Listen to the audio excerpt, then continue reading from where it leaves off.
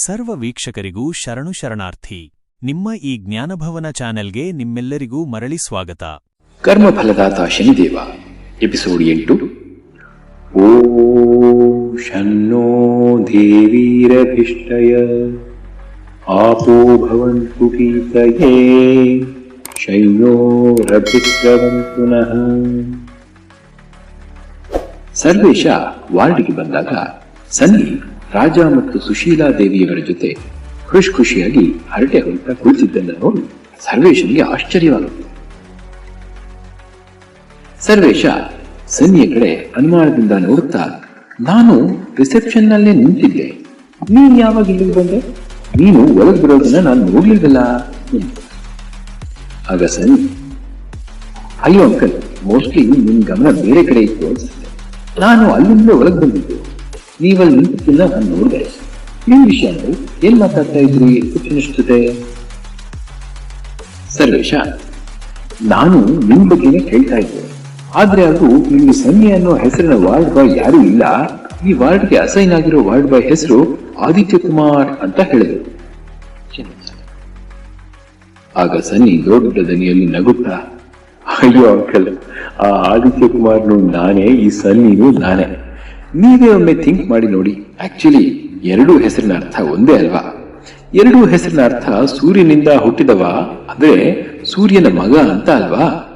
ಆದ್ರೆ ನಾನು ನಿಮ್ಗೆ ಸುಳ್ಳು ಹೇಳ್ತಾ ಇದ್ದೀನಿ ಅಂತ ನಿಮ್ಗೆ ಯಾಕೆ ಡೌಟ್ ಬಂತು ಎಂದಾಗ ಸರ್ವೇಶ ತಡವರಿಸುತ್ತಾ, ಇಲ್ಲ, ನಾನು ಡೌಟ್ ಪಡ್ತಾ ಇಲ್ಲ.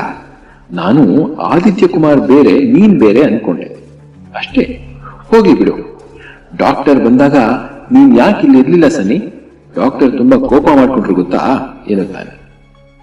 ಸನ್ನಿ ಅವನನ್ನು ಸಮಾಧಾನ ಮಾಡುವ ಧಾಟಿಯಲ್ಲಿ, ಓ ಅದಾ ಅಂಕಲ್, ಬೆಳಿಗ್ಗೆ ರಾಜಾ ಸರ್ ಮಲಗಿದ್ರಾ, ಅದಕ್ಕೆ ನಾನು 1 ಅವರ್ ಅಲ್ಲಿ ಬಂದ್ಬಿಡ್ಬಹುದು ಅಂತ ಮನೆಗೆ ಹೋಗಿದ್ದೆ. ಆದ್ರೆ ಬರುವಾಗ ನನ್ನ ಗಾಡಿ ಪಂಚರ್ ಆಯ್ತು. ಪಂಚರ್ ಹಾಕಿಸ್ಕೊಂಡು ಬರೋದ್ರಲ್ಲಿ ಸ್ವಲ್ಪ ಲೇಟ್ ಆಯ್ತು. ಯೂಶಲಿ ಡಾಕ್ಟರ್ ವಿಸಿಟಿಂಗ್ ಅವರ್ಸ್ ನಲ್ಲಿ ನಾನು ಇಲ್ಲೇ ಇರ್ತೀನಿ ಎನ್ನುತ್ತಾನೆ. ಆಗ ಸರ್ವೇಶ, ಆದ್ರೆ ಡ್ಯೂಟಿ ಮುಗಿಸಿ ಹಾಸ್ಪಿಟಲ್ ನಿಂದ ಹೋಗುವಾಗ ಎಲ್ಲರೂ ರಿಜಿಸ್ಟರ್ ನಲ್ಲಿ ಸೈನ್ ಔಟ್ ಮಾಡಿ ಹೋಗ್ತಾರೆ ಅಂತ ರಿಸೆಪ್ಷನಿಸ್ಟ್ ಹೇಳಿದ್ರು. ಅಲ್ಲಿ ನಿನ್ ಸೈನ್ ಕೂಡ ಇರ್ಲಿಲ್ಲ. ಅಂದ್ರೆ ನೀನ್ ಯಾರಿಗೂ ಹೇಳ್ದೆ ಮನೆಗೆ ಹೋಗಿದ್ಯಾ, ಅಥವಾ ನಿನ್ನೆ ರಾತ್ರಿಯಿಂದ ನಿನ್ ಡ್ಯೂಟಿ ಮೇಲೇನೆ ಇರ್ಲಿಲ್ವಾ ಎಂದು ಕೇಳಿದ್ರು. ಸನ್ನಿ ಪ್ರತಿಕ್ರಿಯಿಸುವ ಮೊದಲೇ ಸುಶೀಲಾ ದೇವಿ ಮಧ್ಯ ಬಾಯಿ ಹಾಕಿ ತನ್ನ ಗಂಡನ ಬಾಯಿ ಮುಚ್ಚಿಸುತ್ತಾ, ಅಯ್ಯೋ ದೇವ್ರೆ, ನೀವೇನು ಅವನನ್ನ ಎನ್ಕ್ವೈರಿ ಮಾಡ್ತಾ ಇದ್ದೀರಾ ಹೇಗೆ? ಅವನು ಅರ್ಜೆಂಟ್ ನಲ್ಲಿ ಹೊರಟು ಹೋಗಿರಬಹುದು. ಚಿಕ್ಕ ಹುಡುಗ ಅದು, ಇಡೀ ರಾತ್ರಿ ಇಲ್ಲೇ ಇದ್ದ ಅಂತ ರಾಜ ಹೇಳ್ತಾ ಇಲ್ವಾ? ಬೆಳಗ್ಗೆ ಬೇಗ ಎದ್ದು ಫ್ರೆಶ್ ಆಗೋಕೆ ಮನೆಗೆ ಹೋಗಿಲ್ಲ ಅನ್ಸುತ್ತೆ ಹಾಗಂತ ಅವನು ಹೇಳ್ತಾ ಇದ್ದಾನಲ್ವಾ? ಅಂದ್ರೂ ಏನೇನು ಮಾತಾಡ್ತಾ ಇದ್ದೀರಿ? ಇಲ್ಲಿ ನೋಡಿ, ಅವನು ತನ್ನ ಮನೆಯಿಂದ ರಾಜನಿಗೆ ಅಂತ ಬಿಸಿ ಶುಂಠಿ ಟೀ ಮಾಡಿ ತಂದಿದ್ದಾನೆ. ನಿಮಗೆ ಬೇಕಾದ್ರೆ ನೀವು ಒಂದು ಕಪ್ ಕುಡೀರಿ, ನೀವು ಸಮಾಧಾನ ಆಗಬಹುದು ಎಂದು. ಸರ್ವೇಶ ಮುಜುಗರ ಭಾವದಿಂದ, ಅಯ್ಯೋ ಆ ತರ ಏನೂ ಇಲ್ಲ, ನಾನು ಅವನನ್ನ ಎನ್ಕ್ವೈರಿ ಮಾಡ್ತಾ ಇಲ್ಲ, ಅದು ನಾನು ಸುಮ್ಮನೆ ಕೇಳಿದೆ ಅಷ್ಟೇ ಎನ್ನುತ್ತಾನೆ.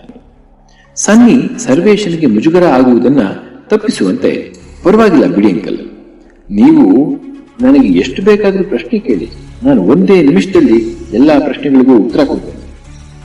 ಆದ್ರೆ ಈಗೆಲ್ಲ ನಾನು ಮೊದಲು ರಾಜಾ ಸರ್ಗೆ ಭಗವಾನ್ ಭೋಲೆನಾಥನ ಮೇಲೆ ಶನಿದೇವರು ಕ್ರೂರ ದೃಷ್ಟಿ ಯಾವಾಗ ಮತ್ತು ಯಾಕೆ ಬಿತ್ತು ಅಂತ ಹೇಳೋದಿದೆ. ನಿನ್ನೆ ರಾತ್ರಿ ನಾನು ಕಥೆ ಹೇಳುವಾಗ ರಾಜಾ ಸರ್ ಅರ್ಧಕ್ಕೆ ನಿದ್ರೆ ಮಾಡಿದ್ರು. ಆದ್ರೆ ಈಗ ಕಥೆ ಕೇಳೋಕೆ ಫುಲ್ ಇಂಟ್ರೆಸ್ಟ್ ತೋರಿಸ್ತಾ ಇದ್ದಾರೆ ಎಂದಾಗ ರಾಜ, ಹೌದಪ್ಪ, ನೀವು ಬನ್ನಿ. ಸನ್ನಿ, ನೀನು ಮುಂದುವರ್ಸು. ಮಹಾದೇವನ ಆಶೀರ್ವಾದದಿಂದಲೇ ಶನಿದೇವರಿಗೆ ಕರ್ಮಪಾಲಕನ ಕೆಲಸ ಸಿಕ್ಕಿತ್ತಲ್ವಾ? ಆದ್ರೂ ಶನಿದೇವರು ಮಹಾದೇವನ ಮೇಲೇನೆ ತಮ್ಮ ಕ್ರೂರ ದೃಷ್ಟಿ ಬೀರಿದ್ಯಾಕೆ? ಇದರಿಂದ ಮಹಾದೇವನಿಗೆ ಏನಾದ್ರೂ ತೊಂದರೆ ಆಯ್ತಾ ಎಂದು ಉತ್ಸಾಹದಿಂದ ಕೇಳುತ್ತಾರೆ. ಆಗ ಸನ್ನಿ, ಶನಿದೇವ ಬೇಕು ಅಂತ ಮಹಾದೇವನ ಮೇಲೆ ತನ್ನ ಉಗ್ರ ದೃಷ್ಟಿ ಬೀರಲಿಲ್ಲ. ಅದಕ್ಕೆ ಕಾರಣ ಶನಿದೇವರ ಪತ್ನಿ ನೀಲಮಂಡ ದೇವಿ.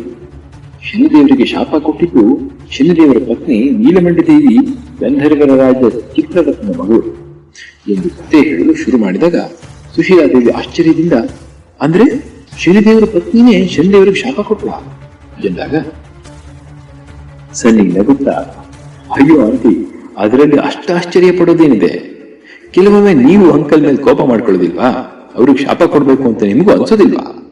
ಅದು ಹಂಗೆ, ಆದ್ರೆ ನಮಗ್ ಶಾಪ ಕೊಡೋ ಶಕ್ತಿ ಇರೋದಿಲ್ಲ, ಅವ್ರಿಗಿರುತ್ತೆ. ಸನ್ನಿಯ ಮಾತು ಕೇಳಿ ಹೇಳಿದ್ರು ನಗ್ತಾರೆ.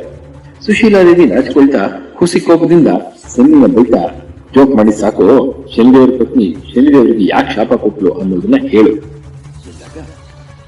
ಸನ್ನಿ, ಶನಿದೇವರು ಮತ್ತೆ ನೀಲಮಂಡ ದೇವಿ ಅವರು ಮದುವೆ ಆದ ನಂತರ ನೀಲಮಂಡ ದೇವಿಗೆ ಮಗು ಬೇಕು ಅಂತ ಆಸೆ.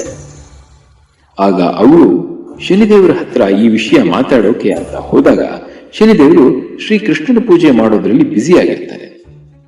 ಶನಿದೇವರು ಕಣ್ಣು ಮುಚ್ಚಿಕೊಂಡು ಓಂ ನಮೋ ಭಗವತೆ ವಾಸುದೇವಾಯ ನಮಃ ಎಂದು ಜಪ ಮಾಡುವಾಗ ನೀಲಮಂಡ ದೇವಿ ಅವರ ಬಳಿ ಹೋಗಿ, ಪ್ರಿಯ, ನಾನು ಬಂದಿದ್ದೀನಿ, ಒಮ್ಮೆ ನಿಮ್ಮ ಕಣ್ಣುಗಳನ್ನು ತೆರೆದು ನೋಡಿ ಪ್ರಿಯ, ಎಂಥ ಸುಂದರ ರಾತ್ರಿ ಇದು.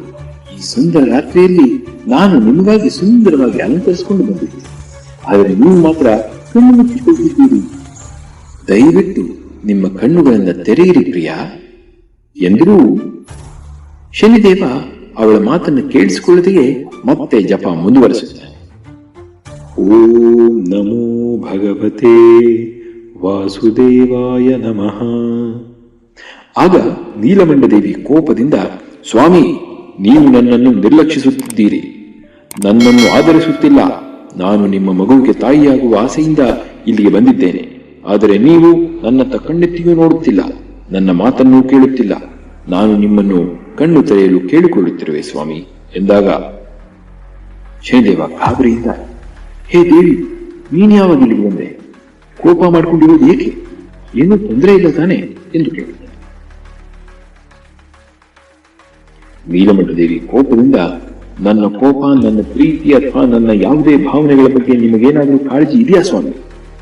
ನೀವು ಹಗಲು ರಾತ್ರಿ ಹೀಗೆ ಪೂಜೆ ಪೂಜೆ ಅಂತ ಪೂಜೆಯಲ್ಲಿ ಮಗ್ನರಾಗಿರುವುದು, ಉಳಿದ ಸಮಯದಲ್ಲಿ ನ್ಯಾಯಪಾಲನೆಯಲ್ಲಿ ವ್ಯಸ್ತರಾಗಿರುತ್ತೇನೆ.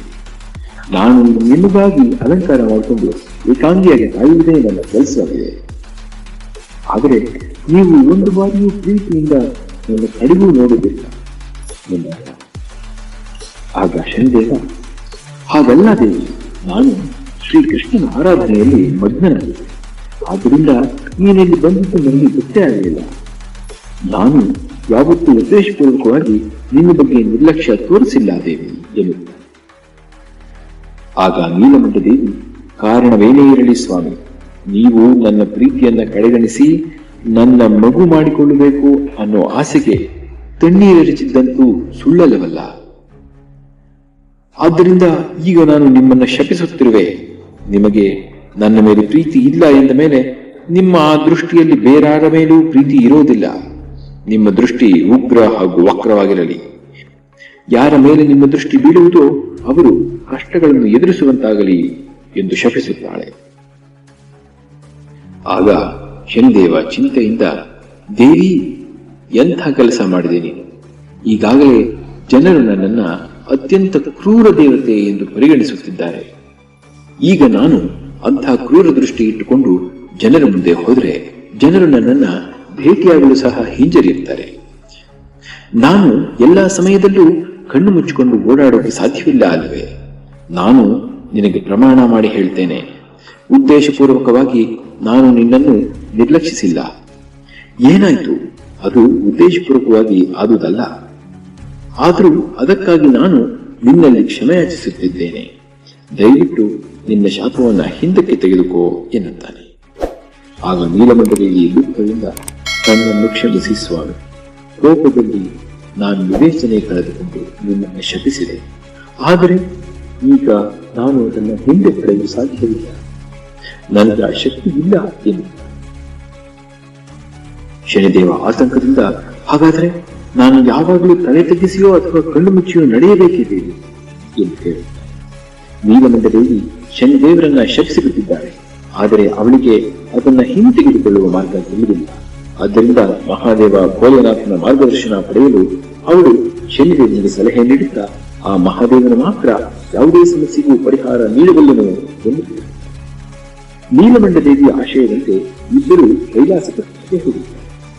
ಆದರೂ ಶನಿದೇವ ತನ್ನ ಉಗ್ರ ದೃಷ್ಟಿ ಯಾರನ್ನೂ ಬಾಧಿಸದಂತೆ ತಡೆಯಲು ಪ್ರವೇಶ ದ್ವಾರದಲ್ಲೇ ನಿಂತು ತನ್ನ ಮುಖವನ್ನು ಮುಚ್ಚಿಕೊಳ್ಳುತ್ತಾನೆ. ನೀಲಮಂಡ ದೇವಿ ಶಿವನನ್ನ ಪ್ರಾರ್ಥಿಸಲು ಒಳಗೆ ತೆರಳುತ್ತಾರೆ. ಹೇ ಭಗವಂತ, ದಯಮಾಡಿ ನನ್ನ ನಮಸ್ಕಾರಗಳನ್ನು ಸ್ವೀಕರಿಸು ಎಂದಾಗ, ನಿನಗೆ ಶುಭವಾಗಲಿ ದೇವಿ, ಆದರೆ ನೀನು ಒಬ್ಬಳೇ ಬಂದಿರುವಂತೆ ತೋರುತ್ತಿದೆ, ಶನಿದೇವ ಎಲ್ಲಿ ಎಂದಾಗ, ನೀಲಮಂಡ ದೇವಿ ದುಃಖದಿಂದ, ನಾನೇನು ಹೇಳಲಿ ಪ್ರಭು, ನನ್ನ ಶಾಪದಿಂದ ನನ್ನ ಪತಿ ತೊಂದರೆಗೀಡಾಗಿದ್ದಾರೆ, ಅವರಿಗೆ ನಿಮ್ಮ ಮುಂದೆ ಬರಲು ಸಾಧ್ಯವಾಗುತ್ತಿಲ್ಲ ಎಂದು ಗೋಗರಿದ್ದಾರೆ. ಆಗ ಶಿವ, ಈ ನಿರ್ಬಂಧದ ಸ್ವರೂಪವೇನಿದೆ ಎಂದು ಹೇಳಿದ. ಮಹಾದೇವ ಈ ರೀತಿ ಕೇಳಿದಾಗ ನೀಲಮಂಡ ದೇವಿ ಇಡೀ ಘಟನೆಯನ್ನ ಅವರಿಗೆ ವಿವರಿಸುತ್ತಾಳೆ. ಅದನ್ನು ಕೇಳಿದ ಶಿವನು ನಗುತ್ತಾ, ಸರಿ, ಇದು ಪತ್ನಿಯ ಶಾಪ, ಶನಿದೇವ ಅದನ್ನು ಸಹಿಸಬೇಕಾಗುತ್ತದೆ, ನಾನು ಅದನ್ನು ಹಿಂತೆಗೆಯಲು ಸಾಧ್ಯವಿಲ್ಲ, ಆದರೆ ನಾನು ಖಂಡಿತವಾಗಿಯೂ ಅದರ ಪರಿಣಾಮವನ್ನು ಕಡಿಮೆ ಮಾಡಬಹುದು. ಆದರೆ ಶನಿದೇವ ನನ್ನ ಮುಂದೆ ಕಾಣಿಸಿಕೊಳ್ಳಲು ಹಿಂಜರಿಯುವ ಅವಶ್ಯಕತೆ ಇಲ್ಲ ಎಂದು ನನ್ನ ಭಾವನೆ. ಏಕೆಂದರೆ ನಿಮ್ಮ ಶಾಪವು ಮನುಷ್ಯರಿಗೆ ಮಾತ್ರ ಅನ್ವಯಿಸುತ್ತದೆ, ದೇವರುಗಳಿಗೂ ಇಲ್ಲ. ನಾನೇ ಶನಿದೇವರ ಬಗ್ಗೆ ಹೋಗಿ ಮಾತನಾಡುತ್ತೇನೆ, ನಾನು ಅವನ ಶಾಪ ಪರಿಹಾರವನ್ನು ಕಂಡುಹಿಡಿಯಲು ಪ್ರಯತ್ನಿಸುತ್ತೇನೆ. ಹೀಗೆ ಹೇಳುತ್ತಾ ಭಗವಾನ್ ಭೋಲೆನಾಥ ಶನಿದೇವನ ಬಳಿಗೆ ಹೋಗಿ ತನ್ನನ್ನು ನೋಡುವಂತೆ ಪದೇ ಪದೇ ಶನಿದೇವನನ್ನು ಒತ್ತಾಯಿಸುತ್ತಾನೆ. ಆದರೆ ಶನಿದೇವ ಪರಶಿವನ ಮೇಲೆ ಒಂದು ದೃಷ್ಟಿ ಹಾಯ್ದಂತೆ ಅತ್ತಿತ್ತ ನೋಡಲು ಪ್ರಾರಂಭಿಸುತ್ತಾ, ನನ್ನನ್ನು ಕ್ಷಮಿಸು ಸ್ವಾಮಿ, ಆದರೆ ನಾನು ನನ್ನ ಕ್ರೂರ ದೃಷ್ಟಿಯಿಂದ ನಿನಗೆ ತೊಂದರೆ ಉಂಟು ಮಾಡಲು ನಾನು ಬಯಸುವುದಿಲ್ಲ. ನಾನು ನಿನ್ನನ್ನು ನೋಡುವ ಮೊದಲೇ ನೀನು ನನ್ನ ಶಾಪಕ್ಕೆ ಪರಿಹಾರವನ್ನು ಒದಗಿಸುವುದು. ಆಗ ಶಿವನು ನಗುತ್ತಾ, ಆದರೆ ಅದಕ್ಕಾಗಿಯೇ ನೀನು ನನ್ನನ್ನು ನೋಡಬೇಕು ಶನಿದೇವ, ನಿನ್ನ ಕ್ರೂರ ದೃಷ್ಟಿ ಇತರರ ಮೇಲೆ ಬೀಳುವ ಪರಿಣಾಮವೇನು ಎಂದು ನಾನು ನೋಡಬೇಕು ಎನ್ನುತ್ತಾನೆ. ಹೀಗೆ ಮಹಾದೇವನ ಒತ್ತಾಯದ ಮೇರೆಗೆ ಶನಿದೇವನು ಮಹಾದೇವನನ್ನು ನೋಡುತ್ತಾನೆ. ಶನಿದೇವ ಭಗವಂತರ ಮೇಲೆ ತನ್ನ ಕ್ರೂರ ದೃಷ್ಟಿಯನ್ನು ಬೀರಿದ ತಕ್ಷಣ ಅದರ ಪರಿಣಾಮಗಳು ಪ್ರಕಟವಾಗುತ್ತದೆ. ಇದನ್ನು ಅರಿತ ಶನಿದೇವ ತಕ್ಷಣ ವಿಷಾದದಿಂದ ತಲೆಬಾಗಿ ಮಹಾದೇವನಲ್ಲಿ ಕ್ಷಮೆ ಯಾಚಿಸುತ್ತಾ, ನನ್ನನ್ನು ಕ್ಷಮಿಸು ಪ್ರಭು, ಆದರೆ ಈಗ ನಿನ್ನ ಮೇಲೆ ನನ್ನ ಕ್ರೂರ ದೃಷ್ಟಿ ಬಿದ್ದಾಗಿದೆ, ಆದ್ದರಿಂದ ನಿನ್ನ ಕರ್ಮಕ್ಕೆ ತಕ್ಕ ಪ್ರತಿಫಲವನ್ನು ನಾನು ನಿನಗೆ ನೀಡಲೇಬೇಕಾಗಿರುವುದು ಎಂದು. ಆಗ ಪರಶಿವನು ಆಶ್ಚರ್ಯದಿಂದ, ನನ್ನ ಯಾವ ಕಾರ್ಯವೂ ಶಿಕ್ಷೆಗೆ ಅರ್ಹವಾಗಿದೆ ಶನಿದೇವ, ಹೇಳು ಎಂದು ಕೇಳುತ್ತಾನೆ. ಆಗ ಶನಿದೇವ, ಪ್ರಭು, ತಿಳಿದೋ ತಿಳಿಯದೆಯೋ ನಾವೆಲ್ಲರೂ ಕೆಲವು ದುಷ್ಕೃತ್ಯಗಳನ್ನು ಮಾಡುತ್ತೇವೆ. ನಾನು ಇಂದು ನನ್ನ ಪತ್ನಿಯ ಭಾವದಲ್ಲಿ ಅಪರಾಧ ಮಾಡಿ ಅದಕ್ಕೆ ತಕ್ಕ ಶಾಪವನ್ನು ಸ್ವೀಕರಿಸಿದ ಹಾಗೆ ನಿನ್ನ ಯಾವ ಕಾರ್ಯಕ್ಕೆ ನನ್ನ ಕ್ರೂರ ದೃಷ್ಟಿಯ ಪರಿಣಾಮ ಬಿದ್ದಿತು ಎನ್ನುವುದನ್ನು ನಿನಗೆ ನಾಳೆ ಅರ್ಥವಾಗುತ್ತದೆ ಎನ್ನುತ್ತಾನೆ. ಆಗ ಶಿವನು, ಹಾಗಿದ್ದರೆ ನಾಳೆಯವರೆಗೆ ಕಾಯೋಣ, ನೀನು ಸರಿ ಎಂದು ಸಾಬೀತುಪಡಿಸಿದರೆ ನಾನು ನಿನ್ನ ಶಾಪಕ್ಕೆ ಖಂಡಿತವಾಗಿಯೂ ಪರಿಹಾರವನ್ನು ನೀಡಿದ್ದೇನೆ ಎನ್ನುತ್ತಾನೆ. ಶನಿದೇವ ಹೇಳಿದ್ದು ಸರಿಯೇ? ಹಾಗಿದ್ದಲ್ಲಿ ಶನಿದೇವನ ಕ್ರೂರ ದೃಷ್ಟಿಯ ಪರಿಣಾಮ ಬೀಳುವಂತಹ ಯಾವ ಕಾರ್ಯವನ್ನ ಮಹಾದೇವನು ಮಾಡಿದ್ದನು? ಭಗವಾನ್ ಭೋಲೆನಾಥನ ಮೇಲೆ ಶನಿದೇವನ ದೃಷ್ಟಿಯು ಯಾವ ಪರಿಣಾಮವನ್ನು ಬೀರುತ್ತದೆ? ಇದನ್ನೆಲ್ಲ ಕಂಡುಕೊಳ್ಳಲು ಕರ್ಮಫಲದಾತ ಶನಿದೇವ ಸರಣಿಯ ಮುಂದಿನ ಸಂಚಿಕೆಗಾಗಿ ಟ್ಯೂನ್ ಮಾಡಿ.